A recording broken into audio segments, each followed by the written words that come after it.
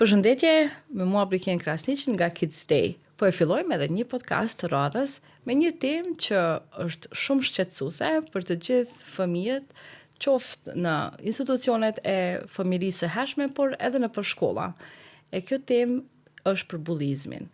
Dërsa sot me mua në studio është Marsi Simo, mirë se ke ardhur, sociologe me profesion, që tamam i shtjellon këto tema, edhe ke një klub që quhet Klubi i Zhvillimit, po gjithashtu edhe klubin e artit.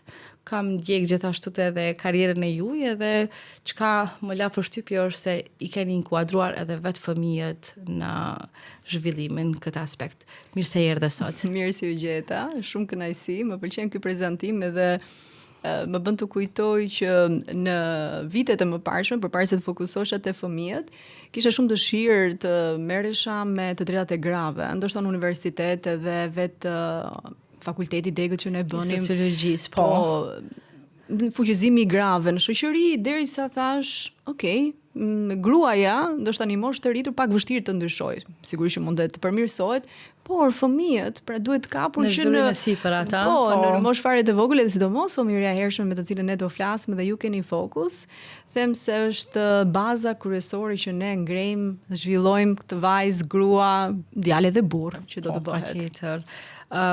Për neve si Kids Day është shumë e rëndësishme që të vendosim këtë themelin bazë. Edhe e gjithë ideja ishte që të krijojmë një platformë ku pastaj komunikimi prindër, edukator dhe institucion, ky tregon që i rëndësishëm, të jetë tamam në një fokus të vërtetë edhe në një rrjedhshmëri komunikimi të mirë, që të ndihmojmë edhe të e gjithë energjia jonë të mos jetë te komunikimi, por pastaj te zhvillimi i fëmijëve. Kështu që prandaj edhe mysafirët edhe gjithë që zgjedhim, edhe vjen mirë që ju kemi juve sot, është për këtë qëllim, për këtë aspekt. Po, madje do shtoj edhe diçka. Besoj tani ka ndryshuar qasja që dikur ka qenë mendësia që kur fëmijët janë të vegjël në çerdhe nuk ka nevojë për kaq shumë përkujdesje, sepse në fund të fundit të flen, të ushqehen, ç'dinte. Kaq, është e mjaftueshme dhe përse ti kushtojmë kaq shumë vëmendje kësaj moshe. Por fëmijët ndjejnë, fëmijët ndoshta nuk mbajnë mend cilën lodër i kemi bler, sa i kemi bler, por të gjitha ndjesitë se si mi sjell me ta, si kemi bërë ata të ndihen, sa i kemi vlerësuar.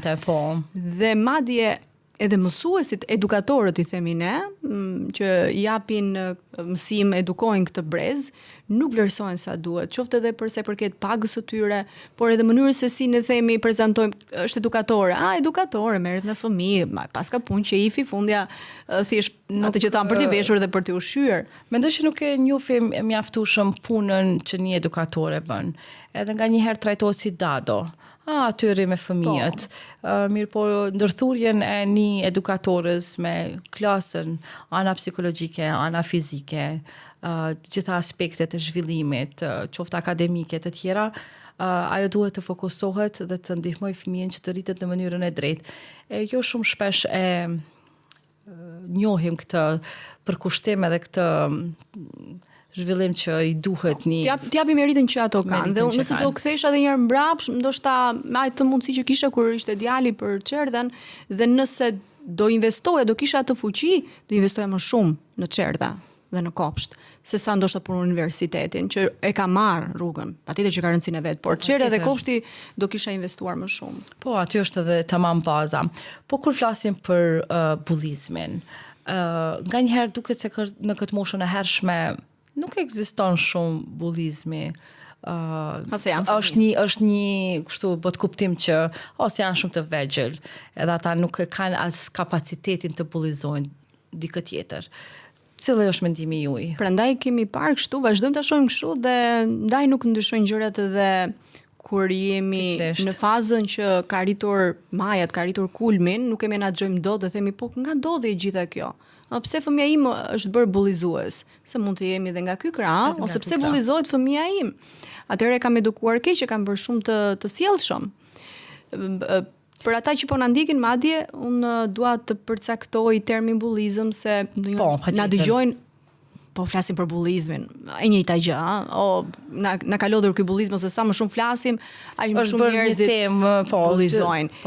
Ndonjëri ngacmon edhe termi që nuk është shqip, dhe thonë, pse flisni në këtë gjuhë? Patjetër që është unifikuar dhe ne kemi vendosur këtë, bullizmi është një lloj ngacmimi i vazhdueshëm që e bën një person dhe një personi tjetër me një qëllim të caktuar. Dhe ndodhen të gjitha grup moshat, në të gjitha sferat e jetës.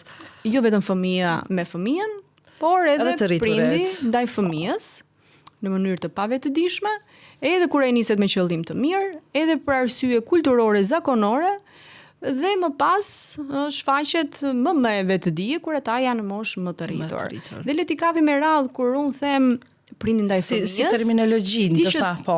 Do ndihen keq, pra bullizmi, ky ngacmim për ta vendosur tjetrin në pozita më të ulta, për ta vendosur në presion që ai të kryejë një veprim të caktuar, që pala tjetër e do, që mund të jetë një prind, mund të jetë të dy prindrit, mund të jetë një gjyshe, që ndoshta gjysha ngacmon fëmijën ose përdor terma jo të duhur, që fëmia mos të merret mësysh. Ktu e them në aspektin kulturor. Pra për mos i vendosur në pamjen e tij, bukurinë e tij ose diçka që mund ta karakterizojë, edhe pse gjithë fëmijët janë të bukur, por pra këtë e bën me qëllim për ta mbrojtur. Ose prindi, në momentin që do ta bëj fëmijën e tij të fortë, ai është 2 vjeç, nuk arrin të ngjitet diku dhe ai e bullizon, e ngacmon, pra negativisht, duke vendosur etiketime që ti je qullac, ti nuk do njeri, unë nuk të dua po se për atë. Jo, këto madje të shoqëruara dhe me fytyrë, mimika, që qëllim aty ku ishim që parë, pra ndjesim, pra fëmia mban mend, fotografon atë ndjesi, ti je i tillë, kur mami ishte në moshën tënde bënte këtë apo atë. Këtu kemi krahasimin, pra edhe krahasimi e ul fëmijën atë vetvlerësimin, i thyen dinjitetin. Ne kemi nevojë për dinjitet, ne ndoshta jetojmë edhe në këtë moshë për të cilën po flas jam, po na dëgjojnë, në moshën e ndryshme jemi në kërkim të dinjitetit, jemi në kërkim të vetes tonë, sepse nuk e kemi gjetur dot, nuk na është dhënë në kohën e duhur. Cilat janë bot kuptimet tona, çfarë besojmë, çfarë duam edhe të gjitha këto. Jemi gjithmonë në zhvillim të sipër. A meritoj unë këtë gjë? A duhet? A të pyes edhe një herë prindrit, a të pyes dikë tjetër që duhet ta bëj këtë hap apo jo. Prandaj ne duhet të flasim për këto lloj ngacmimesh, me që po përdor këtë term tjetër shqip, të cilat ndodhin edhe në këtë formë pra të pavetëdijshme nga prindrit. Sa kam lexuar dhe mbas të një qasjes finlandeze apo skandinave, ata e kanë shumë të rëndësishme që edhe në moshën e hershme, në institucionet parashkollore, të kenë kujdes se si ulen fëmijët kur drekojnë apo edhe në klasa.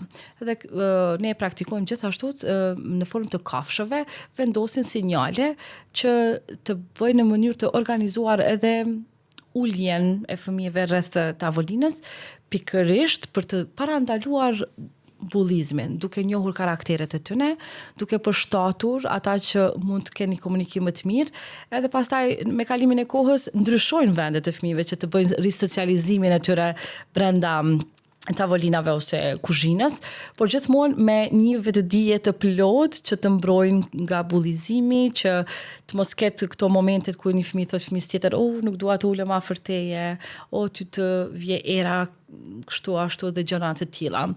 Unë mendoj që bullizmi mund të fillojë edhe në moshën shumë të hershme. Aq më mirë që të fillojë në këtë moshë kaq të hershme. Dhe këto teknika janë shumë të mira, këto metodologji të cilët sapo i përmende, por edhe përmes lërave jashtë. Do të thënë roli i edukatorit është që fëmia gjatë gjithë kohës të kuptojë që ne jemi të ndryshëm dhe ta pranojmë këtë gjë. Dhe kjo bëhet përmes lërave që ne, po them këtu pra prindrit, prandaj them ne që mos duhet si prindër, po. Themi çfarë po bën fëmia, vetëm ka luajtur, por përmes lojës ai arrin të kuptojë, ai arrin të vendosi veten në vend të tjetrit dhe po ashtu edhe të kuptojë reagimet e tij, si janë edhe çfarë pasojë. Ndërveprimet me shokun, shoqën. Po në momentet kur jemi në një ambient edukativ dhe një fëmijë merr lodrat e një fëmijës tjetër pa pyetur ose fillon të kërkojë të sajën, a quhet kjo bullizëm?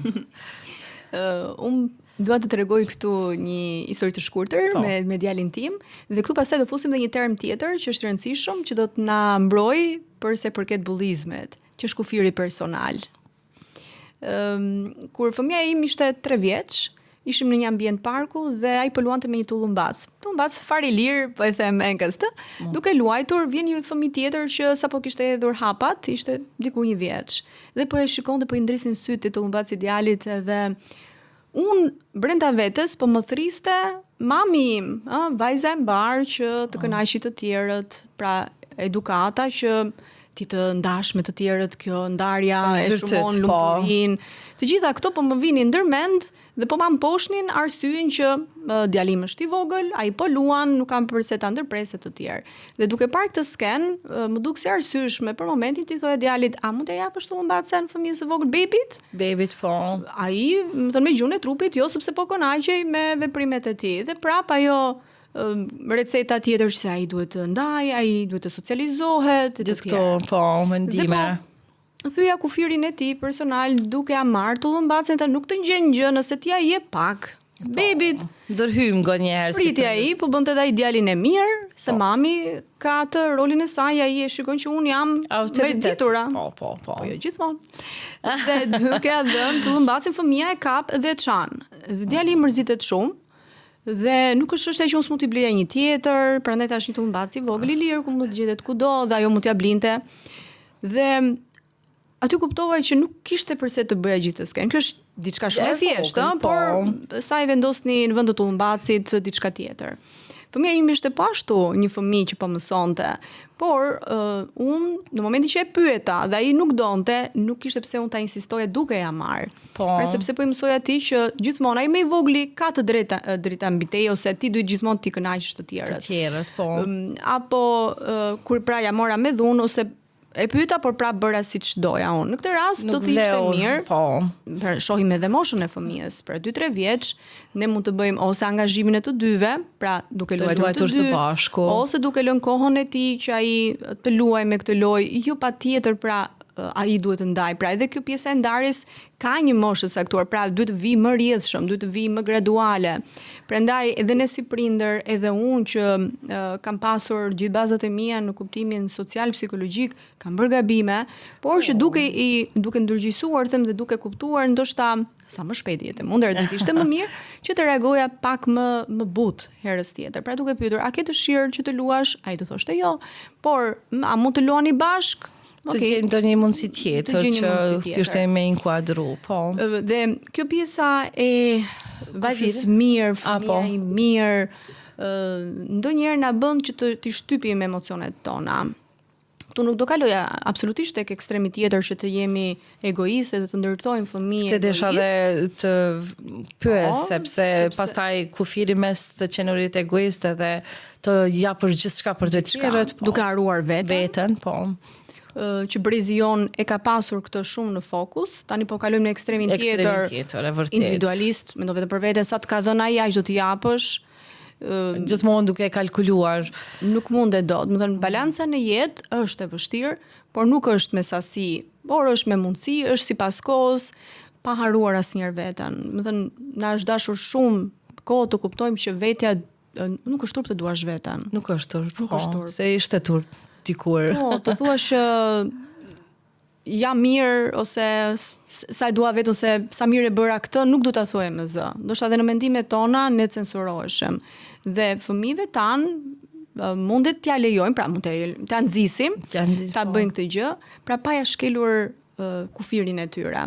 Çfarë është kufiri personal? Edhe pse ka disa lloje, unë ashtu siç e shpjegoj edhe të vegjëlve, për kufirin personal. Për gjithë ata që na dëgjojnë, prindër, edukator, besoj që është një temë e rëndësishme, jo shumë shpesh e diskutuar, që të dimë se si ti mësojmë edhe vetë fëmijët të kenë kufirin personal edhe të respektohet.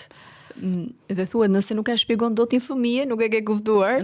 Prandaj unë do flas me gjuhën e fëmijëve dhe i them, imagjinoni se keni një rreth, anësh vetes ose kur e vizatoni atë njeriu, vizatoni një rreth, mund të jetë edhe kështu.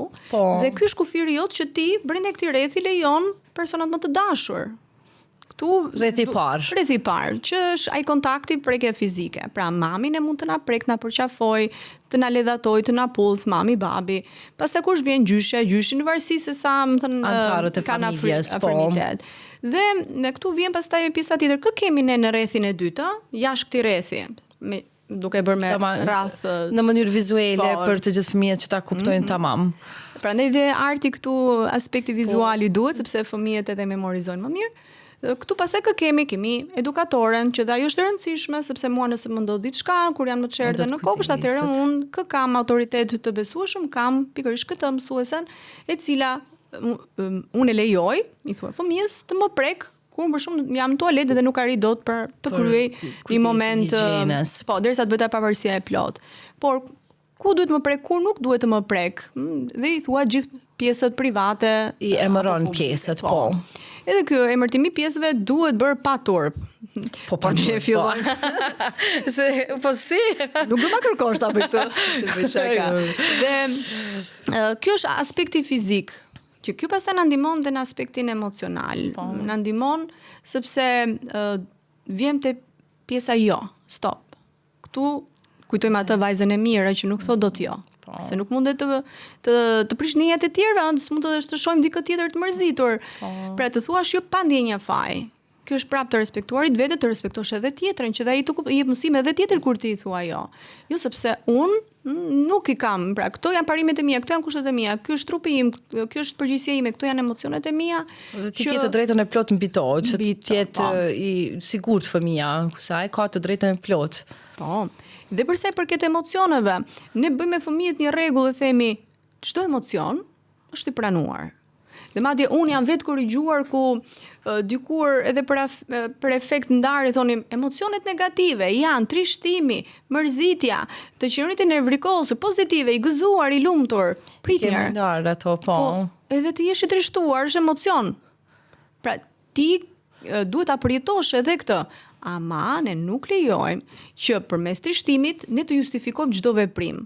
Pra jam i trishtuar, unë do ta derë këtë gotën, do prish lodrat e mia, reagimet ndaj emocioneve.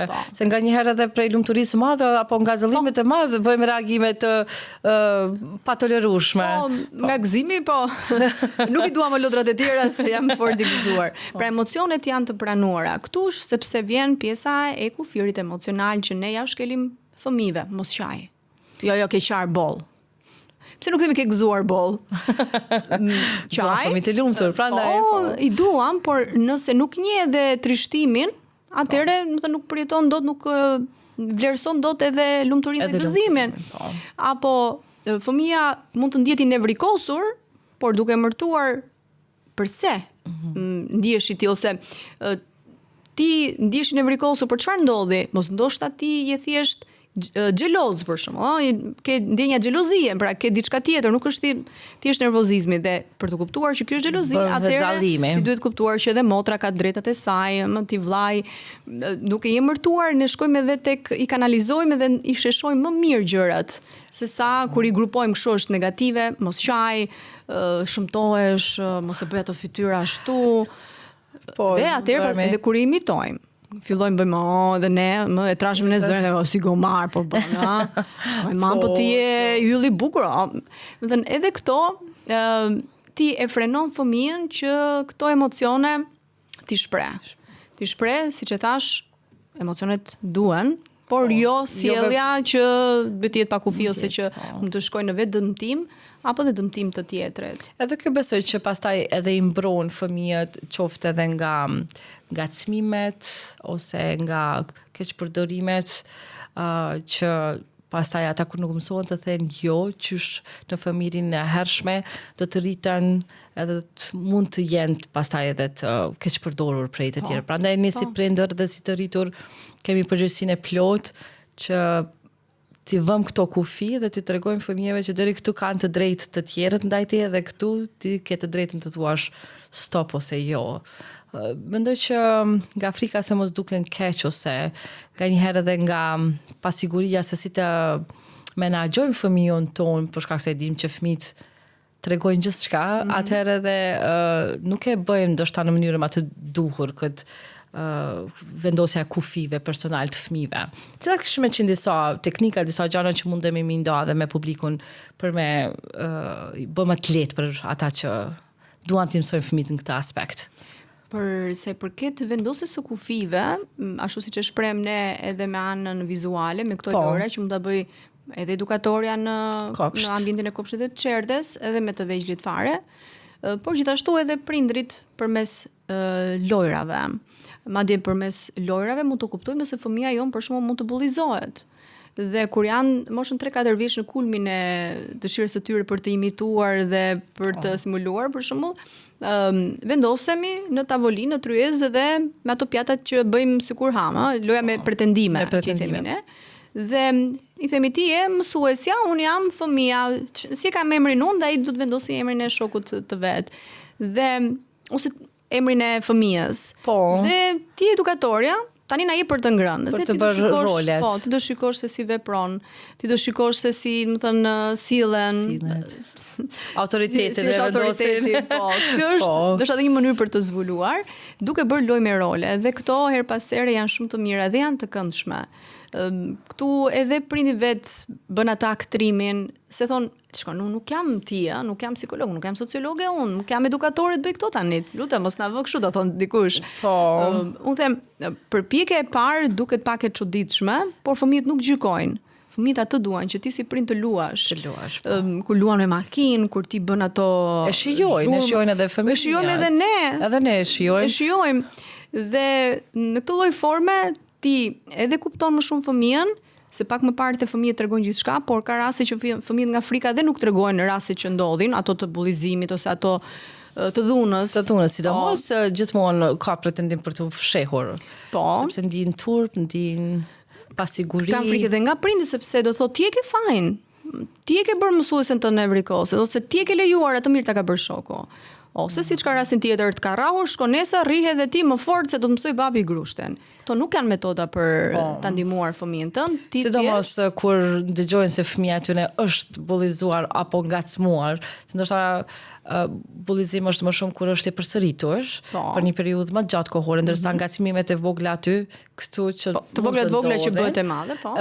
Mirë, po mandej prindit ato, po nesër kur të shkosh, ti do t'i tregosh vendin, do të bësh këtë dhe e nxit fëmijën që të përdor dhunë, duke menduar se do të zgjidh problemin, të bëhet ky i fortë dhe të mos pranoj ngacmime. Pastaj kemi këtë mesin mes të i bullizuar apo të bullizosh. Po. Këtë i kam treguar edhe unë djalit, sepse djemt kanë dhe atë idenë që unë jam djalë, duhet jemi fort, do ta gjuaj, më thënë çfarë ndodh. Po. Por sepse forca fizike, më thënë, nuk je në ring. Po edhe ringu bën disa lloj ndeshjesh. Ka dhe rregulla në ring. Nuk bën të gjithashtu. Edhe ajo. Por që nuk mbaron kur dhuna. Nga ana tjetër ti mësosh indiferencën.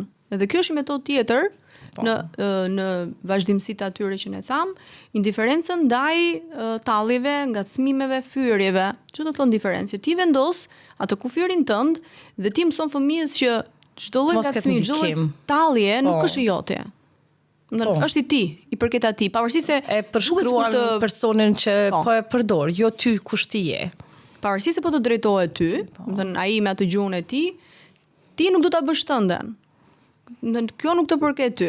Dhe indiferentizmi shpeshherë ka ndihmuar më shumë fëmijë që bullizohen për ta ndërprer valën e bullizimit, se sa i reagimi me gjak nxehtësi, me dhunë, me përplasje, me kur ka reagime ndaj bullizuesit, ata duket sikur ushqehen pastaj. Kështu që kjo të jesh indiferent ndaj tyre është një teknikë shumë e mirë, sepse ata kur shohin që nuk ka ndikim tek ti, pastaj tërhiqen dhe shohin ndoshta dikë tjetër që do të mund të kenë më shumë të beshkimin që ne themi. E kam praktikuar me djalin tim më të madh, që kur vinte ka shkolla më thanë, më quajtën, dhe kjo reagonte, kishte një kështu gjak nxehtësi, po duke ja përsëritur për një periudhë mjaft të gjatë që provo mos reago, edhe do të shohësh që do të ndalen. Por jo vetëm të mos reagosh, por edhe të kuptosh që çfarë thot ai nuk ka të bëjë se kush ti je. Që fëmia të jetë me vetbesim, i bindur për atë se kush është, identitetin e tij personal, edhe jo të ndikohen nga përshkrimet. E prandaj edhe ashtu siç e thatë edhe ju që prej familjes së hershme, mënyra se si ne i drejtohemi fëmijëve tanë, me çfarë gjuhë flasim ndaj tyre, e ndërton këtë vetbesim, që pastaj kur ai dëgjon dikë tjetër të i drejtohet, nuk do të asocioj me atë, po se edhe mu mami më tha kështu kur kam qenë, mu më quajnë edhe kështu të shtëpia, edhe pastaj me njëherë bjen në ndikimin e një të është i ekspozuar pastaj, sepse ai i thith, shkon pikërisht aty ku është kulmi i bullizimit, sepse e thot është okay të bullizosh, është okay të ngacmosh, është okay të tallësh, është të gjuhë kjo. Po, përderisa gjeten në shtëpi. Po, se identifikohet të pasaj edhe me ato çfarë ka dëgjuar gjatë krejt kohës, edhe i bëhet pjesë e tij, pastaj fillon edhe ta besoj që fatkeqësisht. Te kufit personal, po flasim edhe për prekjet, për mënyrën, por edhe të folurit. Si ti rritin fëmijët të vetëdijshëm që gjuhë e caktuar, qoftë edhe e mësimdhënësve, ose e njerëzve të tjerë në rruga, din ta identifikojnë kur është një gjuhë mirë e shprehur ndaj tyre dhe kur është një gjuhë që nuk tolerohet, që të vendosin kufit e tyre. Se nganjëherë te komunikimi besoj është pak më vështirë, sidomos ndaj personave që kemi me autoritet rreth nesh. Po, s'është më vështirë për ta identifikuar. Se ndoshta ajo që në fillim e lë shenjën, siç ndodh në polici, kjo nuk është përgjeshur, por kur shkon dhe thua që më kanë dhënuar të kërkon shenjat. Por ato emocionale, pasojat psikologjike duhet një specialist për t'i vërtetuar, por që mund të jenë shumë herë më të thellë, më të mëdha. E vërtet. Ne si shoqëri e kemi pak gjuhën e vrazhët. Ne autoritetin e kemi të tillë që duhet i përtasësh, ti ngresh zërin Për të kuptuar. Edhe këtu po flas edhe me gjuhën e një pjesë e prindërve që thon tani, unë nuk e rrah. Nuk i gjuaj. O tani mos i përtas? Mos merr me çfarë Kjo është më e pakta që mund të bëj. Edhe po ja përgjigje me një fjali që më ka thënë djali im. Mam, ne fëmijët kuptojmë shumë mirë, nuk ka nevojë të bërtasësh. Madje kur bërtet, unë dëgjoj vetëm zhurmë, presi të mbarosh dhe pastaj të komunikojmë. Dhe mirë. Pra, e bërtitura është thjesht zhurmë. E ulërim është thjesht zhurmë. Që fëmia do miratoj për momentin, nga frika, për të na hequr qafe ndoshta. Po, dhe ajo ndodh. Dhe prandaj do sërish nesër të thënë, po sigur nuk kuptoj dhe ti do përtasësh më fort, ndoshta të përplasësh diçka që prapë të marrësh vëmendjen e tij dhe do ndodhi kjo në mënyrë të përsëritur. Si cikël e përsëritur, po. Ti ulesh pranë fëmijës, i thua udhëzimin tënd dhe më pas pret. Ti nuk mundet dot të marrësh reagim kur ai është përpara televizorit, kur ka zhurmë rreth e qark, kur është në një ambient të mbi stimuluar. Po. Nuk mundet të ndodhi mrekullia pasi ti prej 5-6 vitesh e ke bërë me zhurmë, me ulërima dhe pastaj thua, ja, nuk funksionoi kjo. E tha, e dëgjova atë unë aty, po nuk funksionoi dhe prap shkon në prap në atë të vjetër. Kjo do kohën e vet. Pra që edhe fëmia ta marri këtë si udhëzim, ta procesoj, të marri dhe kohën e vet. Pra gjërat e mira duan shumë kohë. Edhe shumë durim. Po, patjetër. Prandaj jemi prindër dhe prandaj ky prindërimi është edhe me ndërgjegjësim që të kuptosh, ok, kam gabuar, si mund të bëj më mirë, si mund ta rregulloj dhe intonacioni është një lloj magjie. Intonacion, mënyra se si ti flet, është gjuhë dashurie. Ti thua fëmijës sa të dua. Por në mënyrën se si i thua? Në mënyrën se si dhe i thua. Unë të dua shumë, e bëre ti atë? Domethënë ti kërcënon me këtë dashuri, e përdor si kartë, në njëherë kartë të fundit, por që nuk duhet përdorur. Kishim një ngjarje kështu me djalin, ishim duke ngas makinën, edhe kur më dalin në rrugë të tjerë pa të drejtë, unë o zotëri, edhe një ditë kishim një festë edhe unë po e rregulloja djalin tim, edhe i them, o sa bukur të kam rregulluar, të kam bërë si një zotëri të vërtet. Fillon të çaj, ishte 4 vjeç. Thonë, beta, tjerë zotëri është mirë. Jo, tha, se ti shanta në rrugë. Po, nuk është të sharë, është gjë e mirë. Po, tha, po, ishte krejtë tonaliteti i zanit, për shkak se unë kom thonë, o zotëri, pse më dole në rrugë, edhe ajo kishte kuptuar që është një gabim. O zotëri, ka mërë si zotëri, dhe në intonacioni i kishte me ndërmend. Është një temë shumë e gjanë që kishim pas shumë çka prap me vazhdu dhe me fol, por këtu ishin vetëm minuta tona 30 që i kemi fatkeqësisht, por me shpresë që prap do të kemi rastin të bisedojmë bashkë dhe të vazhdojmë të flasim për këto tema kaq të rëndësishme. Faleminderit shumë që ishe sot me ne, edhe besoj që kanë marrë nga kjo temë për të mësuar fëmijët e tyre, sidomos për vendosjen e kufive personal, që është shumë e çmuar për të gjithë fëmijët. Gjithashtu ju falenderoj dhe sa më shumë suksese në punën tuaj në këtë platformë që është kaq e nevojshme. Shumë faleminderit.